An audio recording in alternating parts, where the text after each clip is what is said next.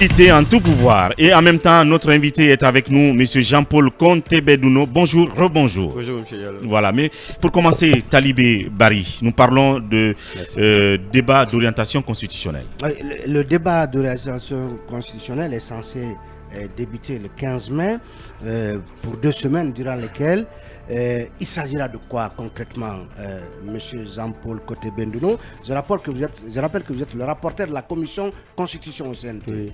Merci, c'est une très intéressante question. Avant de répondre de manière concrète à cette question, il me semble qu'il est d'abord très intéressant de nous rappeler très rapidement de ce que nous révèle justement l'histoire constitutionnelle guinéenne. 1958, vous le savez, la constitution fut rédigée par une assemblée territoriale en un temps record. 1982, la constitution fut rédigée en moins d'une semaine parce que finalement, il y a une assemblée constitutionnelle qui a été constituée le 8 mai 1982. Le 9 mai 1982, il y a une élection présidentielle. Le président est réélu, Ahmed Sékou Touré, et le 13 mai, la commission qui a été instituée le 13 mai a présenté ses travaux, et le 14 mai, il y a eu la promulgation de la Constitution. Donc moins d'une semaine, et je suppose que vous comprenez bien qu'il n'y a pas de consultation populaire dans ces conditions. 1990, la première fois où on consulte d'une manière un peu indirecte la population et surtout qu'on soumette un projet à référendum. C'est une parenthèse constitutionnelle alors que nous avons beaucoup de constitutions qui ont été rédigées. 2010, vous et nous tous le savons encore une fois, c'est le CNT qui va élaborer une constitution dont on sait finalement qu'elle a été considérée illégitime, n'est-ce pas, d'abord en raison de sa non-soumission au référendum, et ensuite, pour ce qui part plus loin, en raison des circonstances qui ont présidé justement à l'élaboration de la Constitution. Encore une fois, il n'y a pas de consultation populaire là tout sensu. Considéré illégitime à l'époque. J'ai dit considéré, oui, justement. Oui, mais précisez-le parce que ce n'est pas tous les Guinéens qui l'ont considéré illégitime. C'était un des arguments de campagne par rapport à la nécessité d'une nouvelle constitution. Oui, justement, en fait, je comprends la relance. Le problème pour les juristes, lorsqu'on dit considérer, ça veut dire qu'on laisse quand même un recul sur la perception et que c'est une vision partisane. Je crois que nous sommes tous lus sur ces sujets. J'ai écrit, je crois, une dizaine de travaux et j'ai contribué à l'époque du FNDC Paris. J'ai été invité, je crois, à 3 conférences où je pense que mes positions étaient sans équivoque sur la perception totalement déconsolidante de ce processus constitutionnel. Le plus intéressant, c'était juste la vérité aussi, au-delà, à supposer même que la Constitution de 2010 n'avait pas été assortie d'un 3e mandat de manière déconsolidante. La vérité, c'est qu'il n'y a pas de consultation. Non, de 2020 alors, la Constitution de 2020. Non, je veux dire la Constitution de 2010. Il n'y a pas eu de référendum. Il n'y a pas eu de référendum. Il n'y a pas eu de référendum, n'est-ce pas? C'est-à-dire ça, c'est un fait. Même si le président n'avait pas fait un autre mandat, le fait, c'est que la preuve, la Constitution de 82, on dit la même chose. Une Constitution rédigée en moins d'une semaine. C'était pas une première. Il n'y a pas de consultation. Exactement. Voilà. Ensuite, et enfin, je veux dire, la Constitution de 2020, on sait que la résultante d'un projet, n'est-ce pas, un projet politique, on ne va pas ressusciter le débat, et pas de consultation populaire, on ne sait pas qui l'a rédigé au surplus. Charte de la transition, petite constitution telles qu'elles sont qualifiées dans le constitutionnalisme africain, qui résulte, on le sait, n'est-ce pas, d'un coup d'État militaire qui détermine finalement cette transition. Voyez-vous, nous avons estimé cette fois que et souvent vous entendez... Quand vous parlez de petite constitution, vous parlez de la charte de la transition. Au fait, les chartes sont qualifiées dans le constitutionnel. Oui, c'est pour la compréhension de nos tout à fait, exactement. Et là, cette fois, nous... On ne connaît pas également... peut-être les rédacteurs. Oui, tout à fait. Tout à fait. Et je pense que même la constitution de 1940, à part la constitution de 90, où on connaît de manière quasi intégrale, parce qu'elle était constituée d'un comité de 52 membres, qui sont encore connus, et 12 qui ont été constitués en sous-commission pour rédiger le projet, pour ce qui concerne la Constitution de 90. Mais les autres, il n'y a pas assez d'informations. Et d'ailleurs, je vous informe que sur cet aspect précis, j'en fais une responsabilité personnelle pour faire en sorte que pour tout ce qui concerne l'élaboration de la Constitution en cours, que tout le monde sache, que je pense que je serai en mesure de faire un document de 800 ou 700 pages pour décrire ce que les chercheurs appellent de travaux préparatoires. Si j'ai la force, si Dieu nous donne la santé, je veux vraiment décrire tout ce qui va se passer. Ce ne sera pas disponible dans 3 mois ou 6 mois ou 8 mois, mais peut-être que c'est important en fait de savoir qui a dit quoi à tel ou tel moment. Je vois ça dans beaucoup de conventions internationales. On décline tout en fait. Voilà. Donc aujourd'hui, le débat d'orientation constitutionnelle s'inscrit est entendu comme une forme de rupture avec cette histoire constitutionnelle qui inclut moins la population. Voyez-vous, nous avons estimé qu'il est très intéressant cette fois pour garantir la légitimité de la Constitution qui est susceptible de résulter de nos travaux, de faire en sorte d'impliquer beaucoup d'acteurs sociopolitiques en amont. Donc une forme de dialogue entre l'OCNT, parce que vous savez, nous ne sommes pas élus, n'est-ce pas? Et à supposer même qu'on ait été élus, vous le savez, dans la pratique constitutionnelle dans le monde entier, les élus, ce n'est pas interdit qu'ils consultent les populations pour recueillir des avis. Donc c'est un peu la démarche que nous sommes en train de promouvoir. Et matériellement, elle n'est pas parfaite, mais matériellement et techniquement, comment est-ce que ça va se passer? Parce que les différentes entités qui vont passer, entre autres, on en a cité les partis politiques, les acteurs de la société civile, les professionnels du droit, encore quelle autre entité et toute autre entité. Oui. Mais comment ça va se passer? Est-ce qu'il y aura une sorte de programmation où chaque entité par catégorie sera reçue, donc représentée, on va dire, par un certain nombre de personnes pour venir donc faire leur proposition, ou est-ce que ce sera une sorte de forum où tout le monde viendra et tout le monde va prendre la parole? C'est important de tout à fait, c'est une question très pertinente. En vérité, vous avez cité quelques-unes. Donc nous prenons d'abord, il y aura le 15 l'ouverture officielle, n'est-ce pas, et ensuite suivi des coalitions politiques. Les coalitions politiques. C'est pour ça que je parlais d'imperfection.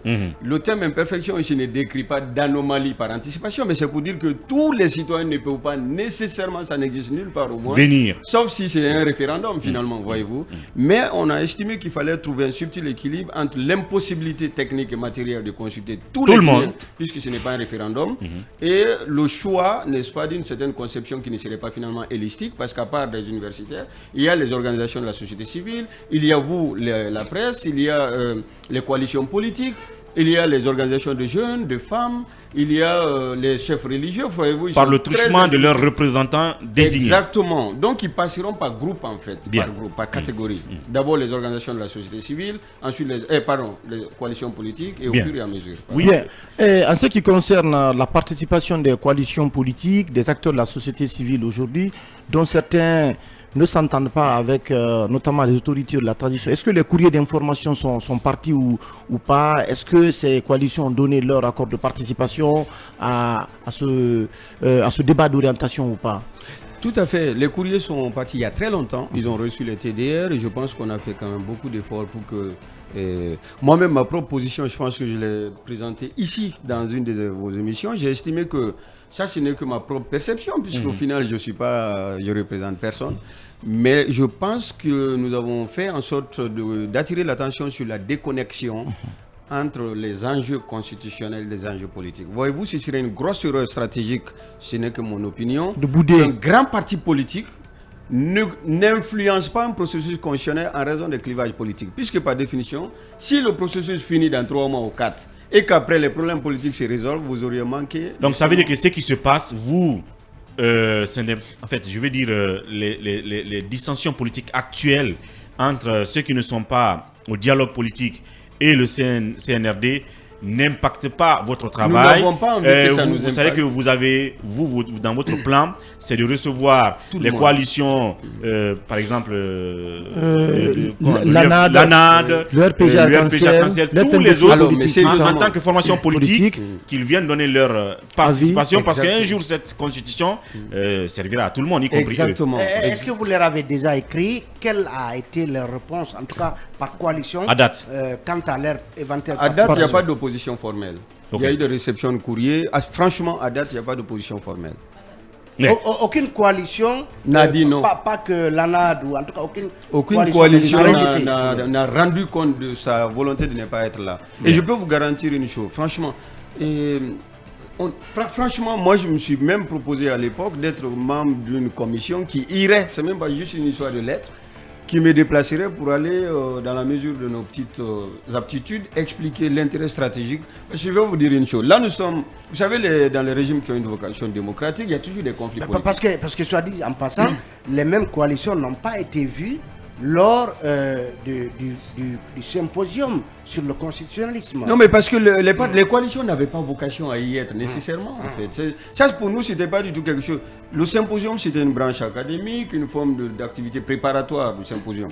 Le vrai aspect politique au sens du choix c'est-à-dire des arbitrages politiques qui sont de nature à influencer nos choix constitutionnels, c'est le débat d'orientation. Ouais, Monsieur Kotemeduno, s'il vous plaît, puisque vous dites que le débat d'orientation constitutionnelle débute le 15 mai, si on vous écoute bien, aujourd'hui nous sommes le 12, est-ce que vous avez à date la confirmation que ces coalitions politiques, ces acteurs issus de la société civile vont effectivement participer à ces travaux? Jusqu'à hier, le consensus au CNT, parce qu'il n'y a pas un élément qui rend compte de ce qu'une coalition politique n'aurait pas... Parce que d'habitude, vous savez, il y a longtemps qu'il y a maintenant des dissidences. Quand on envoie des courriers pour certaines activités, eh bien les gens disent on ne veut pas prendre part. Oui, Garay. Donc, alors vous l'aviez dit, tout le peuple ne peut pas prendre part à ce débat sur le constitutionnalisme, mais est-ce que de votre côté vous avez mis en place un dispositif vous permettant de faire en sorte que l'échantillonnage soit représentatif de ce peuple-là? Tout à fait. Deux aspects essentiels. D'abord, le premier est d'ordre dématériel. La dématérialisation, pardon, nous avons institué, il y a une plateforme, ça c'est pour ceux qui savent lire et écrire, il y a une plateforme qui est mise en place pour présenter des observations et recueillir tout ce qui pourra venir de cette plateforme. Et là, il y a une semaine qui a une forme de call center qui a été mise en place avec 8 personnes qui ont été choisies, qui parlent toutes les langues de la République de Guinée et qui pourront recevoir les avis de ceux-là qui ne savent pas lire et écrire. Bien. Vous savez, le problème, on n'est pas tous là à écouter les gens pour qu'ils nous disent des choses spécialisées sur le droit constitutionnel. C'est en fait pour recueillir l'avis. Il est important que chacun, même si quelqu'un ne sait pas lire, mais qu'il dise ce qu'il pense. Il appartient maintenant aux constituants de tirer les leçons de ce qui résulte de l'observation faite par telle ou telle personne. Les consultations que vous avez menées à l'intérieur du pays, là, un peu, est-ce que ce n'était pas aussi pour recueillir un peu les avis aussi des citoyens sur ce débat d'orientation qui va avoir lieu dans Vous avez dans totalement quelques jours? raison, M. Ba. Oui, et quelle place, le rapport, justement, les résultats de ces consultations pourraient occuper dans ce débat d'orientation constitutionnelle? J'ai l'impression que je suis un jury de soutenance de thèse de Allez, Oui, c'est important. Hein? Non, mais c'est totalement intéressant ce que vous dites. D'abord parce que les consultations, le rapport de consultation, plus le rapport du dialogue inclusif, plus le rapport de consultation interreligieuse là, et tous ces rapports, y compris de l'immersion gouvernementale, vous savez, ils n'ont pas tous le même contenu, la même richesse en termes de mécanismes substantiels de nature à influencer un processus constitutionnel, mais nous nous inspirerons de tout. Il n'y a pas de hiérarchie en fait, il n'y a pas de hiérarchie. Bien. Donc jusque-là, ce qui régit de manière officielle la conduite du CNT, c'est la charte de la transition. Vous savez, c'est un texte juridique. Bien. Maintenant, les autres servent d'éléments de référence, mais c'est extrêmement important ce que vous dites. Nous utilisons tout ça, mais ce n'est pas suffisant. Bien. Parce que ça, c'est fait par des organes de gouvernement, n'est-ce pas? Maintenant, pour aller plus loin, nous avons estimé qu'il faut intégrer les autres organisations, les autres acteurs, et c'est l'objet du débat d'orientation constitutionnelle, pour recueillir les avis. Vous, par exemple, la presse, vous êtes censé passer, et vous êtes un pouvoir important, recueillir les autres avis pour au maximum avoir une vision globale. Et je vais vous faire une confidence. Même pour définir la vision qui doit commander la rédaction de la Constitution, nous avons estimé qu'il fallait attendre la fin du débat d'orientation constitutionnelle pour ne pas faire une vision provisoire, mais une vision intégrale qui prendrait en compte justement les observations de l'ensemble des acteurs. Est-ce qu'à date, vous avez une lisibilité du type de constitution que voudrait le peuple après justement votre consultation à l'intérieur du pays? J'ai pas compris. Une lisibilité sur le type de constitution que souhaiterait avoir. On n'a pas voulu ce phénomène ça s'appelle la modélisation constitutionnelle. On n'a pas envie de régime tel. En fait, nous avons des problèmes concrets. Si je peux vous garantir une chose, d'abord le choix, c'est est-ce que nous avons, je pense que tous les Guinéens, et j'ai la certitude que même ici, parce que je vous connais maintenant il y a longtemps, je crois qu'il y a quand même une forme de consensus implicite sur un équilibre. Donner au président de la République, par exemple, les moyens de gouverner, mais l'empêcher de commettre des dérives autoritaires. Ça, par exemple, je pense que c'est une forme de consensus, parce que depuis 1958, on voit bien que le président a investi d'attributions constitutionnelles tellement importantes qu'il est une forme de personnage hégémonique qui, conséquemment, écrase les autres institutions. Là, nous réfléchissons de manière totalement décomplexée sur comment faire en sorte de trouver un véritable équilibre constitutionnel pour éviter ça. Et en même temps, comment? Pour réduire enfin les attributions. Exactement. Et en même temps, ne pas oublier, parce que souvent, il y a quand même, il ne faut pas oublier que si vous écraser le président de la République dans des environnements partisans, parce que nous avons choisi une démocratie conflictuelle, eh bien, il y aura des obstacles institutionnels constants. Donc, il faut trouver un équilibre, lui donner le moyen de gouverner, mais l'empêcher d'être...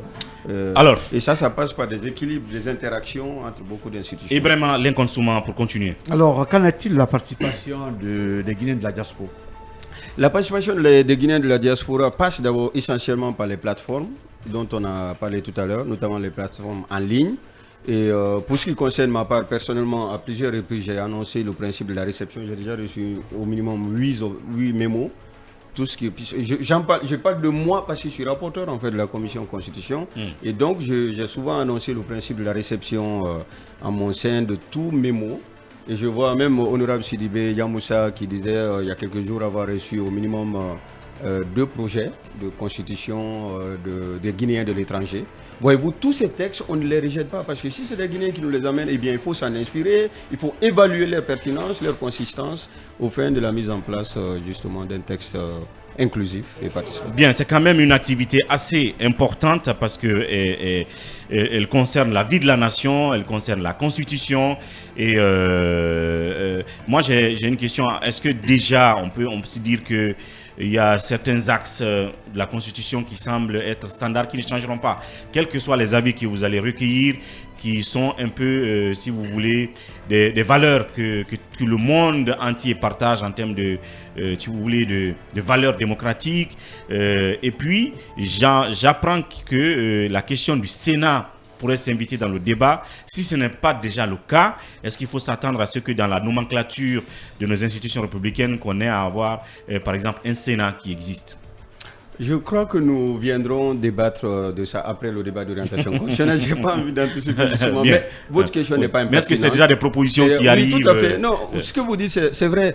Pourquoi? Eh bien, parce que d'abord, même pendant nos consultations, les gens ne peuvent pas dire Sénat ou pas, mais on voit bien qu'ils ont besoin justement de quelque chose de cette nature, compte tenu de la configuration du pays et de l'ensemble de ses contraintes. Donc c'est déjà en débat.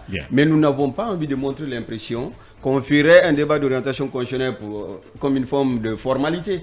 Il faut prendre en compte l'ensemble des observations des acteurs pour définitivement, n'est-ce pas, poser les jalons.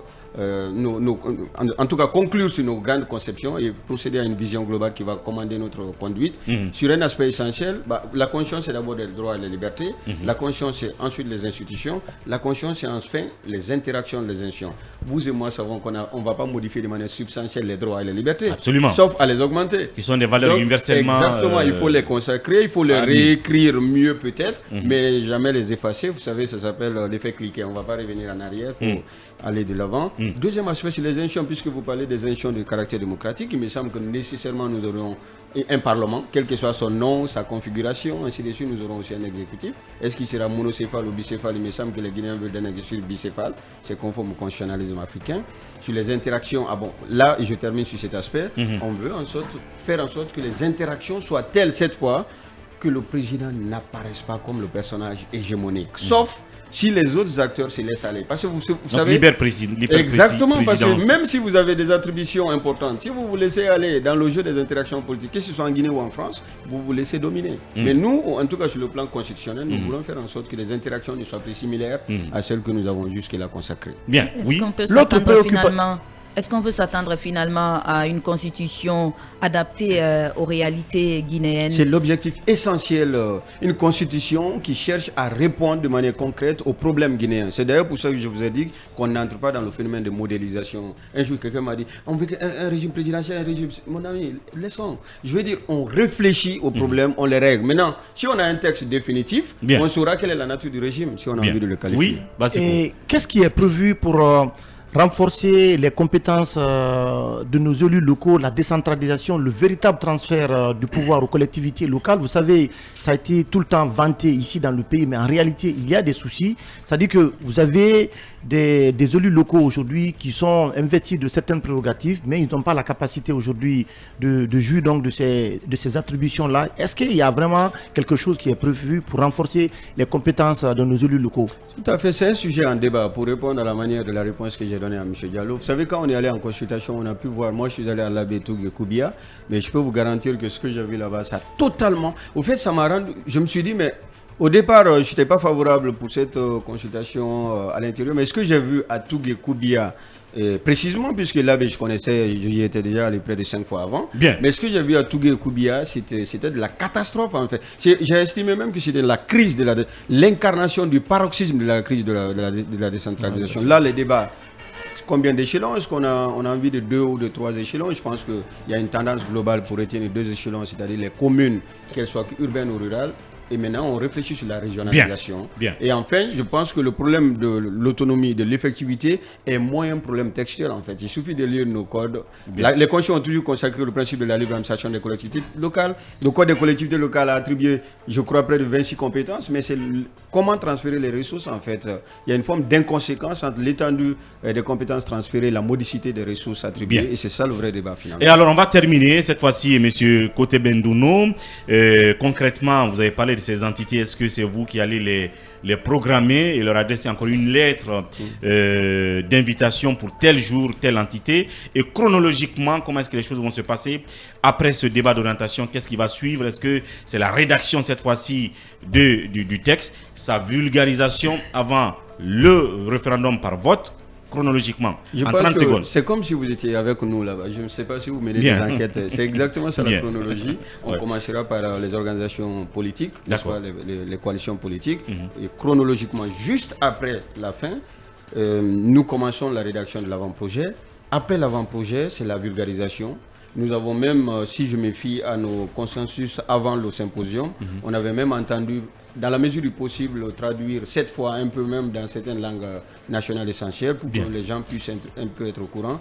Recueillir vos observations en retour. Vous savez, on recueille vos observations en amont, mais en aval aussi, et ensuite tirer les grands enseignements avant d'aller au référendum. Et rédiger la Constitution avant le référendum. C'est ça. Voilà. Ça veut dire que ce n'est pas la première fois que vous viendrez dans cette émission. Nous vous aurons régulièrement tout au long de ces débats d'orientation constitutionnelle et puis jusqu'au référendum. Merci d'être passé pour cette première fois déjà.